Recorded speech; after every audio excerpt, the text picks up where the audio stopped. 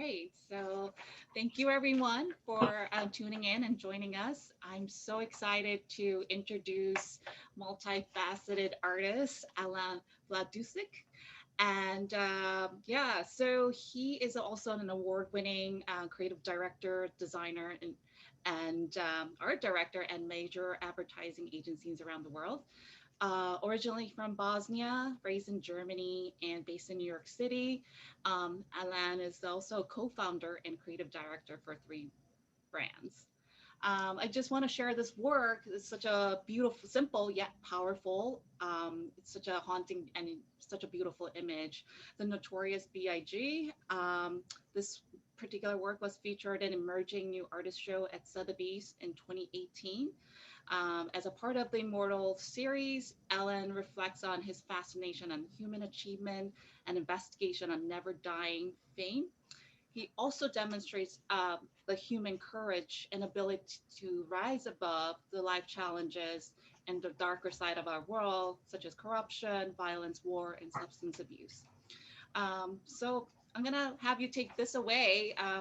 Thank you so much, Ellen, for joining me and taking the time to share your journey with us. To Thank start you. off, can you share a little bit about how you began the series, the Immortal series, and this particular work? That was quite an epic intro. Thank you so much, and nice to meet you.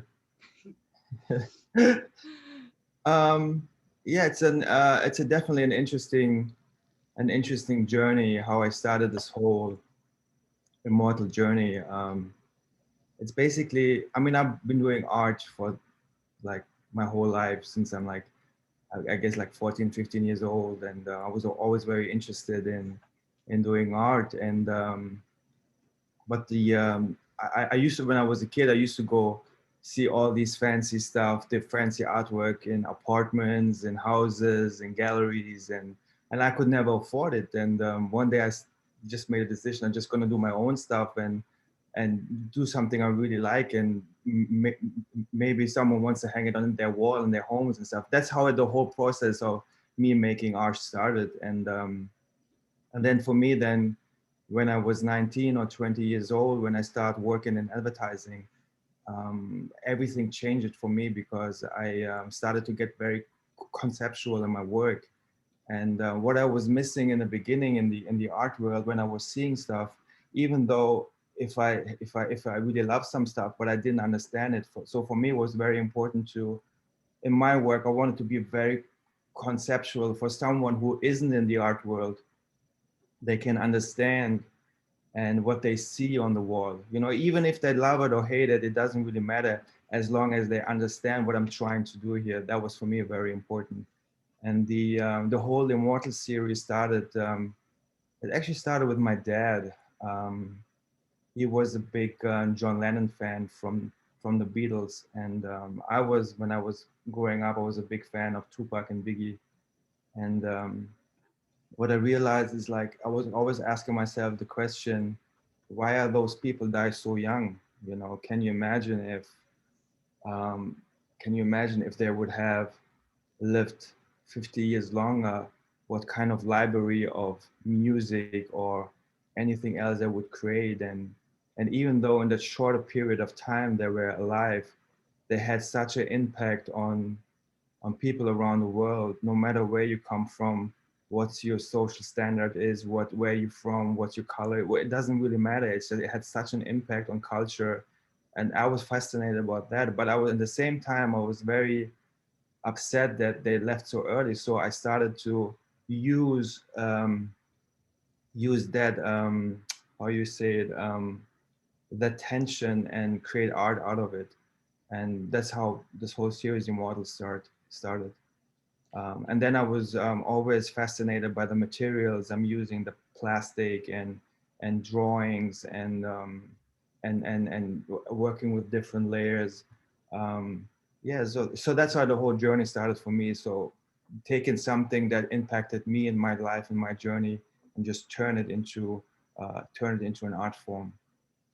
Yeah, I love that. I mean, it's such a beautiful work and conceptual, and at the same time, it's a well-known figure. Yeah, like I think it's such a tragic that like all these famous celebrities that we Mhm. know like had a really short lifespan, right? Like, but at the same time, they were able to create a bigger impact that's long lasting than Mhm. their lifetime. So they're basically yeah, their legacy is perpetual. It's not like Mhm. even though although they're not physically present, but their Mhm. legacy lives on. And Um, that's the reason the way I created those pieces is it almost feels like it almost feels like very ghosted. They're kind of gone, but they're there.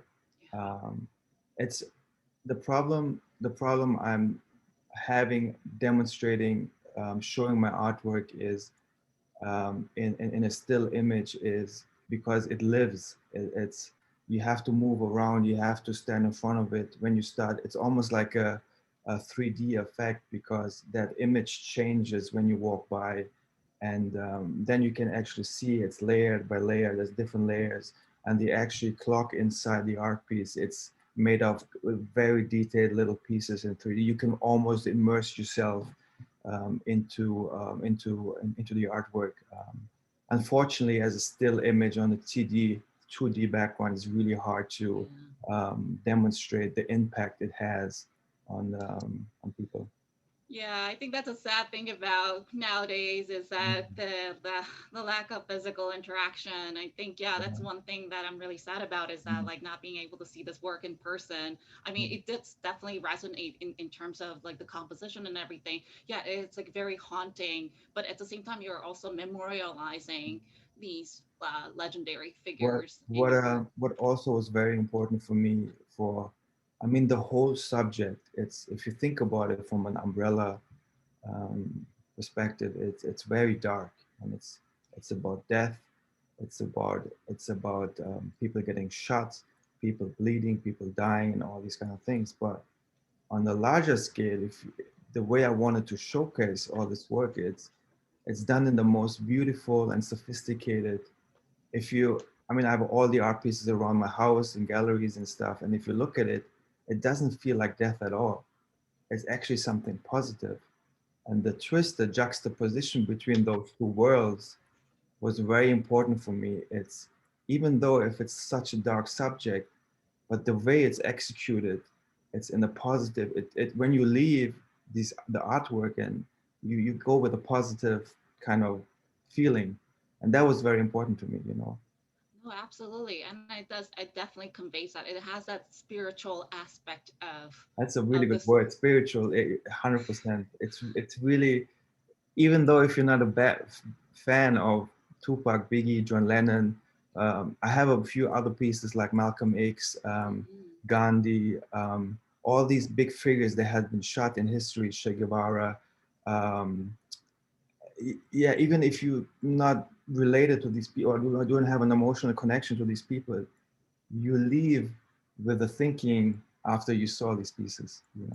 Yeah, absolutely. And it also has that transcendental effect as well, right? Like you were also, I mean, we hear about them, we know of them, but not in depth. And you're actually educating the viewer about these Yeah, subjects who died in a tragic way, but yeah, like while they're trying to, change the world or, try to create a more impact. But mhm, unfortunately, the tragedy actually hit them. mhm, And it's just like a reminder too, right? Just yeah, in relationship, these figures in front of us. mhm, Um, and I also want to bring up the subject because like you brought up a really interesting point in terms of the dark side, right? Like they died in tragic ways, especially like the gun is a very controversial issue, yeah, especially in this country, United States. mhm, um, I love the fact that you mentioned in your bio how like art is also transforming like the politically, like some things that like are like there's a lot of politics involved in gun control, but mhm. you're aiming to change that perspective like through art. Can you tell Yeah. us a little bit more about that? So um, through the journey, since the first day I started this project, it wasn't just about mm, like famous people that got shot. I mean, that problem. in America, that gun violence problem is such a massive. It's out of control, and like school shootings. You hear like someone's getting shot. Someone got getting shot like a month ago outside my doorstep here, and in Hell's Kitchen, and it's just it blows my mind. I mean, back in Europe, we have. I mean, obviously we have issues and gun issues and stuff, but the way it is in America, it's just like out of control, and it doesn't have to be that way.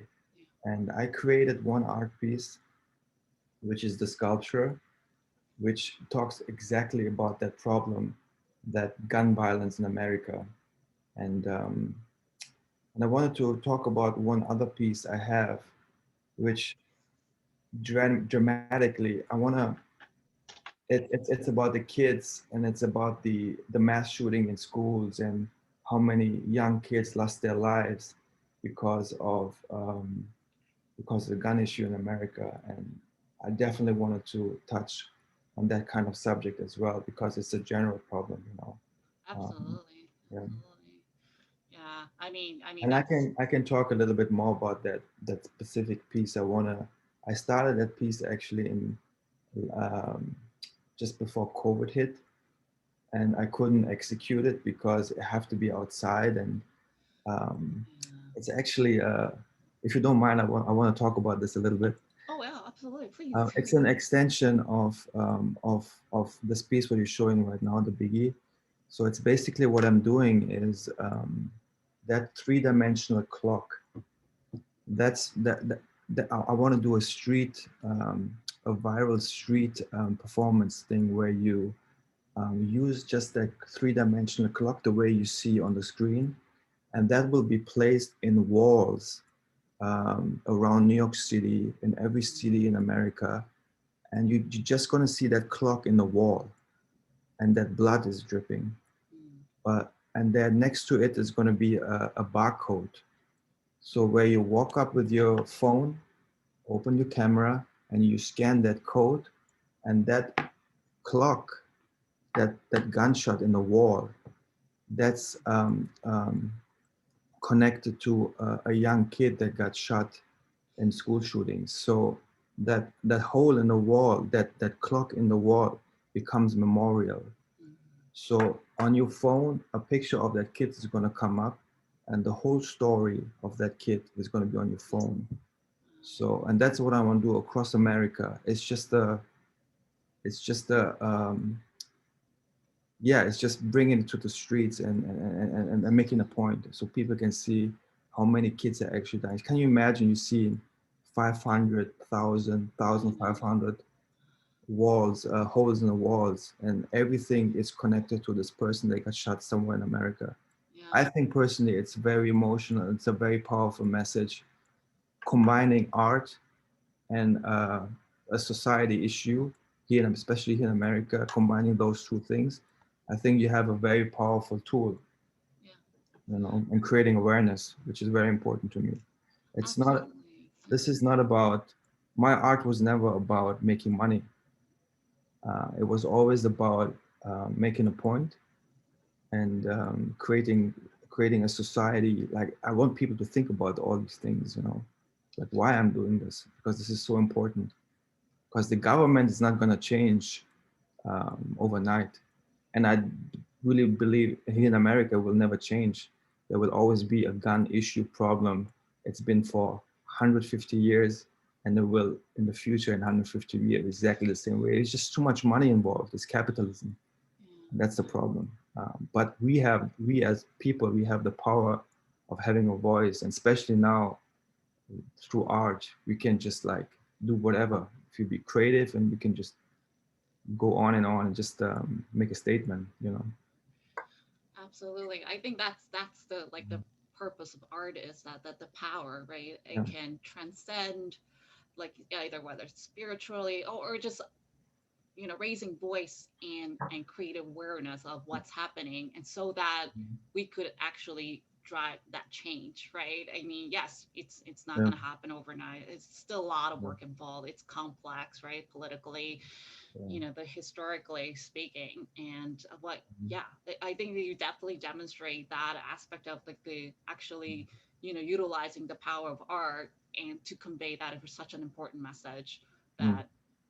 that we encounter throughout history. Yeah.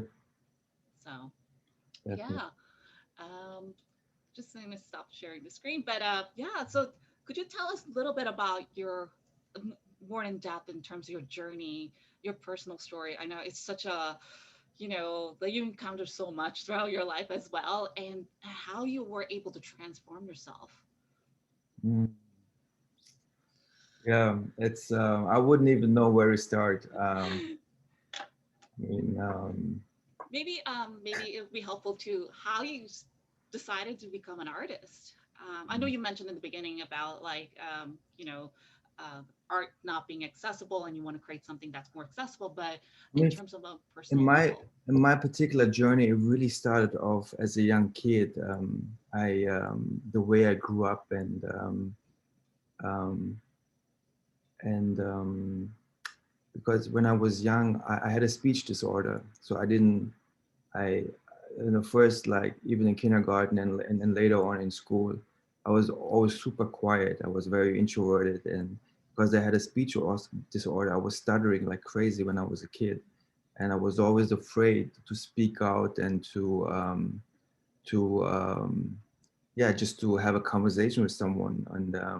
And obviously, when you're a young kid, you're always afraid to get bullied, and and yeah, and it's like, even until I was 15 years old. Luckily, my mom, she took me to, when I was very young, took me to speech therapy. So I learned, like, slowly, especially when you're a young kid, you learn quicker than than you, like, an adult. And getting rid of a speech disorder when you're an adult is super difficult. It's almost impossible. But as a young kid, it's like learning languages. As a young kid, it's easy for you to learn different kind of languages, because your brain just buys different things and it's easier to learn. And luckily, my mom did it. So after I was 15, 16, 17, I just slowly, I started lose. I still have it, but I know how to control it. But yeah, Really that was noticeable. yeah, when I get nervous, or when I get upset, I'm like, you can really, like, it's coming out for sure. But yeah, that was my art was my or creating things was my voice, like, without talking, able, just showing it visually, no matter what it is. If you create a piece of art, if you create a piece of furniture, whatever that is, where people can see, touch, feel, um, that was my thing. To How can I do things visually without saying anything? And then going back to the conceptual, that's why everything I do, um, if it's art, if it's my work, if it's my clothes I'm wearing, everything in my life it has to be conceptual. There has to be an idea, And I know in the art world there's two worlds between, like, what is conceptually, is it an eye of the artist, if it, like, but for me, it's not just about me, it's about the person who's viewing my art. He needs to understand what I'm doing. If I just have a linear, or like a plane, or just a circle on the wall and call it art, I have a really hard time justifying it. But this is just me, like, it's, so yeah, that was my, like, beginning of why I started with this whole visual communication journey. Yeah, I mean, I think you execute it really well. Like it's Hmm. like it's not about the complexity. Hmm. Sometimes that can get lost in translation, but the way really simplify and distilling it to the core idea Yeah, and be able to open like interpretation to everyone else to engage and interact with your artwork. yeah, I think that's also been really powerful yeah. fact. And yeah, and aside from like I said, like barely, like I would never have guessed that you had like a Mm, speech impediment issues. But I think, like having overcome that is just, you know, it's really courageous too. I think that's one of the big challenges a lot of people have, like, mm. whether you're an entrepreneur or even artist, is that um, we all have challenges. So, can you tell us a little bit about like some of the challenges you had um, as becoming an artist yourself? Huh. I think the biggest challenge is I think you have to ask yourself the question, what's your goal? Like you wanna make money out of your art. I mean, what's the ultimate goal? And for me, like I mentioned earlier, for me it was never about being famous or making money out of it. Obviously, if you create a lot of pieces and this is your 100% thing and you want to be successful, and obviously you have to pay bills and stuff. And um, my attention was always, because always had a job. I always worked in advertising. I always was in my head entrepreneurial. I always find ways of making money, so it wasn't so important for me to um, but the biggest challenge is to getting the work out there to people to see the work, is finding those channels. Especially, like, I mean, the art world is such a weird, it's really difficult. I mean, nowadays it's easy because you have the internet, you have the platforms to get out there and to showcase your art. But in the beginning, when I started, it just actually started like in 99, 90, 2000. Um, there wasn't so many platforms online on the internet where you can showcase your art. It was all about being in the gallery. And but even now, though, um, the last few years, if you want to be in a gallery, it's just so difficult um, to showcase your art, and I think the biggest struggle is just like um, getting to having people to find the right person to believe in you, to showcase your art in the gallery. I think that's the most challenging thing, to get this opportunity, especially here in New York, because it's so competitive. There's so many great artists out there, and there's just such limited spaces. And the art world is, I have this love, to be honest, a love and hate relationship with this whole artwork. And I really like what's happening. I mean, sorry, I'm drifting a little bit away No, no, from the no, please. question. It's But great. what's happening right now, everything is changing with the whole um, people are able to showcase their artwork on Instagram, on Facebook, or social media platforms, and you're able to sell it on it. And everything that's happening right now with the blockchain, where people, artists, digital artists, especially digital artists, can create their own NFTs. They can sell their art online, and it's such an amazing and mind-blowing opportunity right now for people to get their voices heard, you know like people who are never able to sell their work in the gallery. I mean, gallery is such an old school, old-fashioned way to display your, I mean, it's still beautiful because I love going to the gallery and seeing your artwork on the big white wall. But now it's the time you have the ability, like, especially like designers. There was always this thing like, are you a designer? Are you an artist? What are you? There's always like this buckets of, but now it's just like this whole ecosystem of, you're able to like sell your art online on digital. It's amazing. It's like what's happening. It's happening in the last 6 months to 12 months, especially now it's COVID and everything. Yeah, there's so much opportunity out there to display your art. I But yeah, in the totally. beginning, it was just, sorry, I was drifting away a little bit. No, But no, in no, the no. beginning, it was just difficult to just to showcase your art, because to get into a gallery or to finding someone who represents you, it's just like it's a needle in a haystack. It's just like it's crazy. I totally agree with you on that, and I definitely can relate to your love and hate relationship with the art world. I'm same. I worked in the art world for over 15 years, and definitely it's very old school, right? It's very, I Very mean, old that school. that legacy, right? The gallery system Hmm. is probably like invention of like the 19th century, but like the, the art trade is just like been so, like a Mm. lot of, from outside perspective, so opaque, right? It's even the market today Yeah, itself is just, the way yeah, it's been practiced is very opaque. But I think you raised that amazing, a great point. Nowadays, like even the galleries are and museums are also having challenges, and now everyone's crazy moving. challenges. And Every those, Yeah. to my Go ahead. point No, no, earlier, no. Go. Good. and to my point earlier, those who don't adapt quick enough, they're gonna lose. Especially those big galleries and like the Sotheby's, the Christie's. I mean, they will always survive, but like when there are smaller galleries out there, if they now they're all switching to online sales and all that stuff, and now it's like, so you have to really you have to speed up. You know, Absolutely. you I know. mean, yeah, we're accelerating. It's not just like the change, right? It's just like it just Mm, accelerating at a yeah, rapid speed.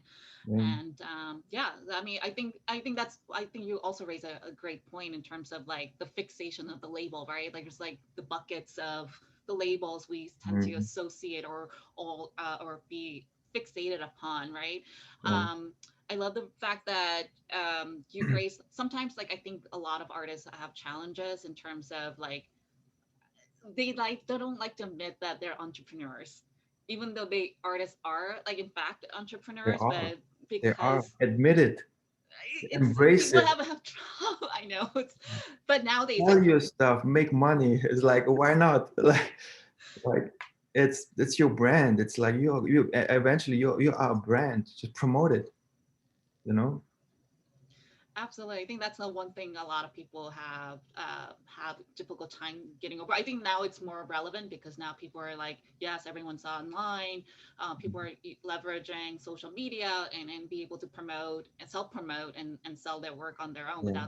without relying on the gallery itself. I mean, don't get me wrong, galleries are not all that bad. It's just that in Yeah. order to start, Yeah. you have to start somewhere. Yeah. But there are. I mean, there are so many different platforms and avenues you can go to promote your stuff now. Yeah, Just in absolutely. my particular situation, because art is just one part of my life and I love it and I always want to pursue it and always continue to create stuff. But there are other things I'm pretty much focused on as well. So I just don't believe in just doing one thing. I love Ab- I love diversifying. I love to use the right side of my brain to create to create more things. You know, to be entrepreneurial, to create products, to but always like influence the art what I'm doing and just immerse it like to just integrate it into different things and creating companies and doing different things. I really love that because creativity for me is just diversifying and just be able to create different things in different areas. I think that's for me super important. You know, obviously I love focusing and doing art, but I just don't want to do just art. It's just I didn't want to do just advertising. You know, I just don't want to be stuck in an advertising agency and pleasing a client for the rest of my life. And I just want to use my knowledge and what I learned the last 20, 30 years, apply to different things, you know, creating a product and selling a product in the market. That's art. That's another art form for me, you know.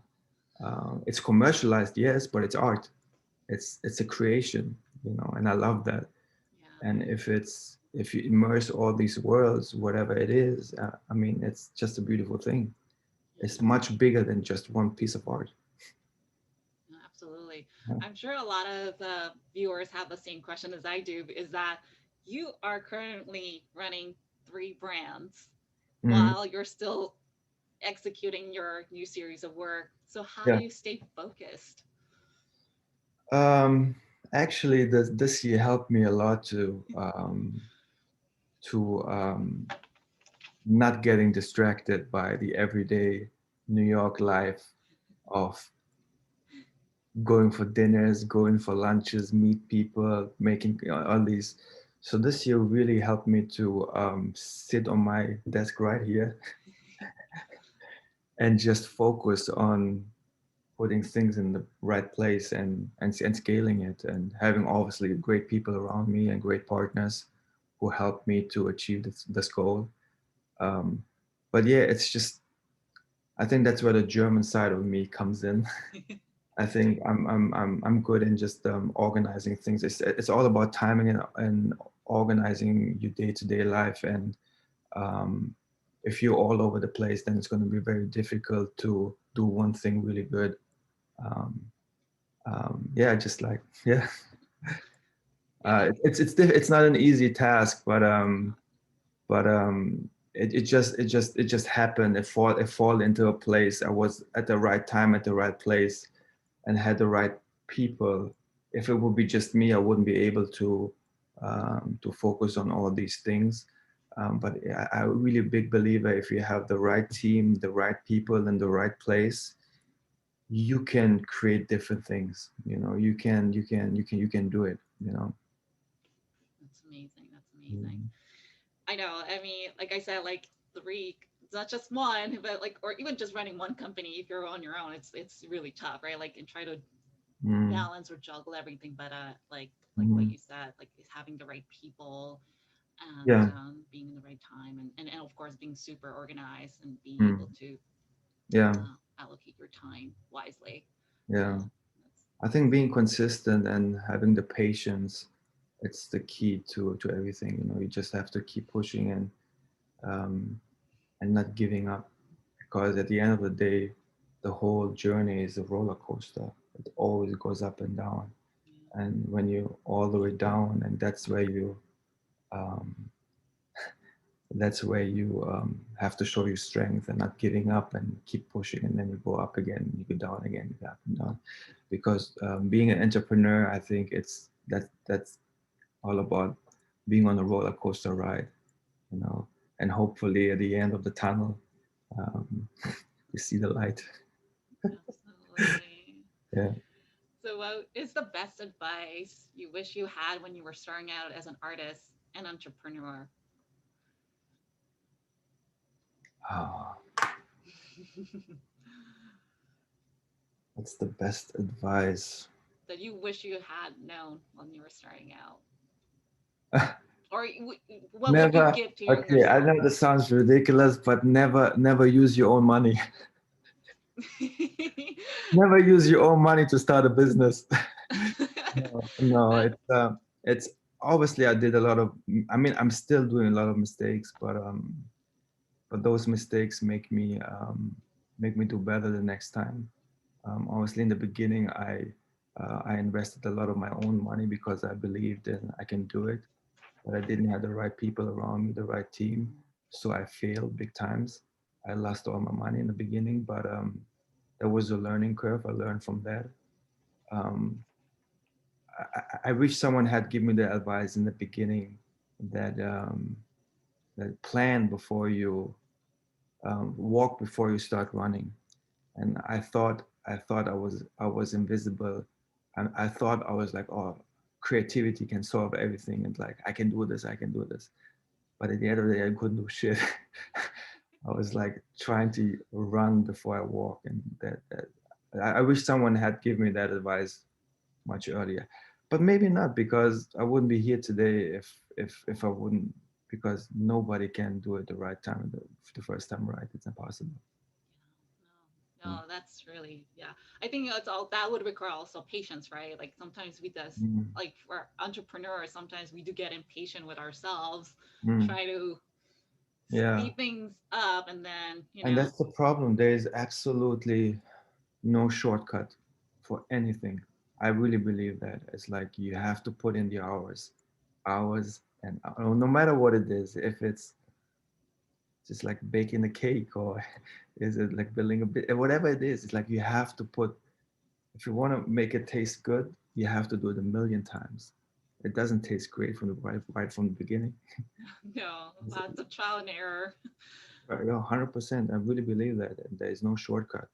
And Yeah, these days, through all these parts, like social media and stuff, people always think there's a shortcut to success. It's absolutely not. It's all a facade. It's all fake. Yeah. You know, it's like it's you have to put in the hours. You know. Yeah, I think that's one of the key challenges, like whether being an entrepreneur or artist, is that sometimes we hit a wall, right? And when we hit the wall, we feel like we're failures, and that sometimes hinder us from going forward. Sometimes we know that's a lesson. Yeah. There's something definitely other side of the wall.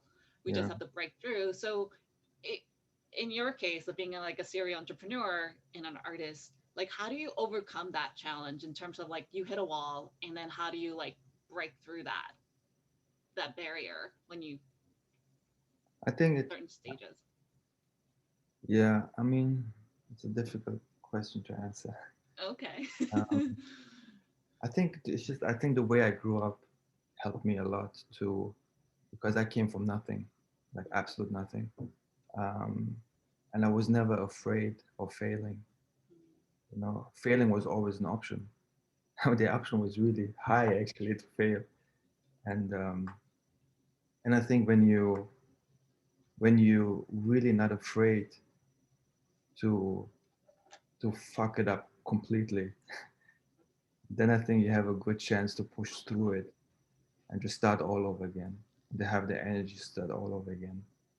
You know, um, yeah. For me, like for example, when I grew up, I never finished school. I never went to university.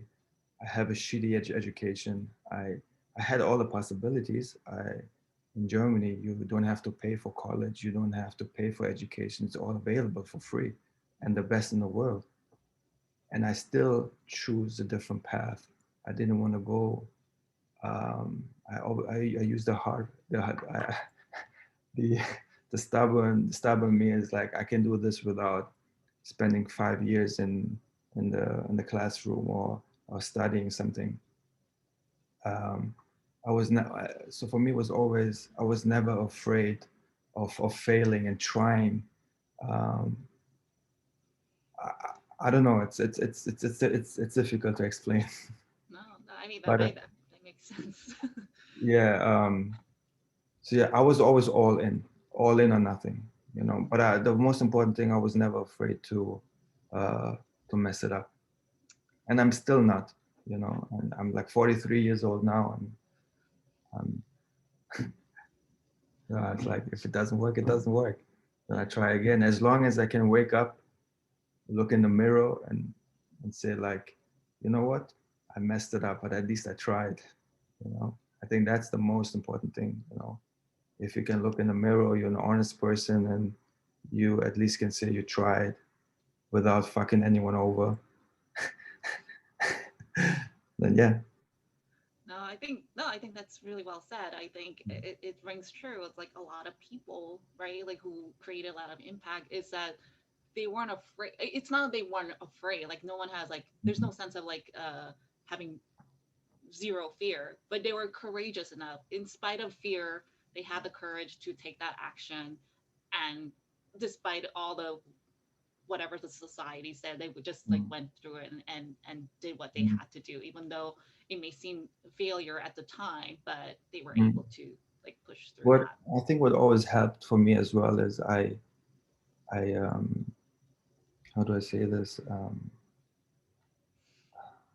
I believed in my skills and what I'm doing. I believed in myself very very much, and I didn't listen too much to what everyone else has to say. If I would done that from the beginning, then I probably would be on a completely different path. You know? um, yeah, I was always like, just do what you believe, what's right, and then just go with it. You know, and just keep pushing. Yeah, You know? no, no, that's yeah.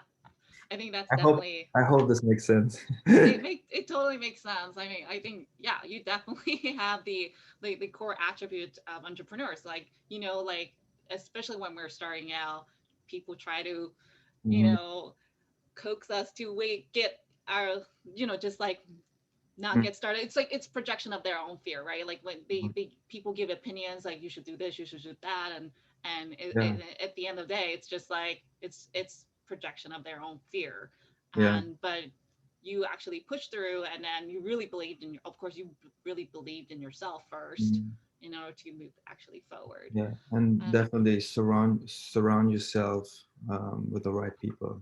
yeah, You know, absolutely, that's absolutely. very important, and that's one mistake in the beginning I made. I surround myself with the wrong people, and you're only as good as your partner or your friend next to you. You know, who helped you to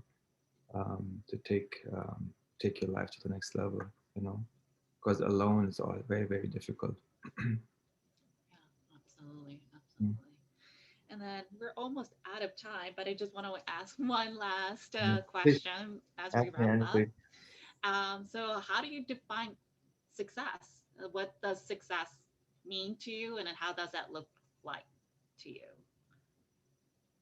I think I just answered this question before. It's success is for me, very simply put, if if I honestly, if I wake up in the morning, I look in the mirror and I'm happy what I'm seeing, you know, what I've done and what I've tried and what I failed, what I succeeded in. If I really like I'm honest to myself and that's for me success, you know.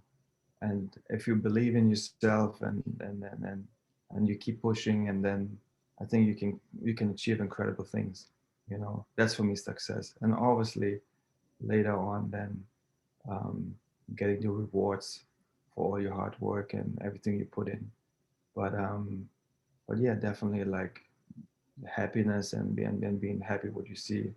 You know, if you can look back and you have a story to tell. If I one day I'm sitting on a porch on a swing when I'm 70 or 80 years old, and when I tell my stories, I think that's success. You know, if I have a story to tell, you know, I think that's pretty much success for me. You know, have a story. You know, be able to write a book. I think that's success. You know, be able to tell a story. I think it's very important. Yeah. No, like again, like I mean, I really appreciate you sharing the story. I mean, like it's just like your journey has been so incredible. In terms of your like next project, I mean, you mentioned briefly early on. Mm. How do people reach out to you, or how do people can connect with you, just to make sure that they're following up on your upcoming like shows, or just hear about your new work? How can people stay connected with you? Um, I'm pretty much active on my Instagram. I have more like personal, like not so much artwork, more like my day-to-day life on Instagram. Um, but on my website, actually, I have my stuff up on my website right now, which is immortal slash gallery.com. That's my actual work right now, actual artwork right now on it. I'm working on a new series at the moment, but during COVID, and it's kind of difficult for me because all of my pieces are very large scale pieces. To get the transportation and getting the materials from one place to another place has been very challenging. Um, but yeah, I'm working on a new theme, but same technique. I love using um, laser cuts, graphics, plastics, and molding little things and conceptual work and combining all these things. And the next series called My Life in New York. It's all the 20 years I've experienced in New York City. It's all it's all there. It's all implemented in the artwork. Oh Um, my god. it's very interesting. It's has to do same thing. Like I like taking like pieces that like violent stuff, drugs, and everything you see on your journey around New York City or the parties, whatever that is, and but turning it into something very glossy and very simple, beautiful, and being very conceptual. Yeah, that's what I'm working right now, and hopefully I can get it done by this year or hopefully by end of the year so I can showcase it. I'm really excited. I can't wait to see it. Like I said, like I mean, that's one sad thing about current situation is not being able to see anything in person. So like really looking forward to what you create by end of the year, and hopefully like definitely we'll definitely keep everyone in the loop so that they could actually check out your work Yeah, in person. I would So love that. Yeah, yeah, yeah. well, really appreciate your time and sharing your story. So thank you so much. Anytime. Thank you. All right. Thank you so much, Nina. Thank you. Thank you, Alan.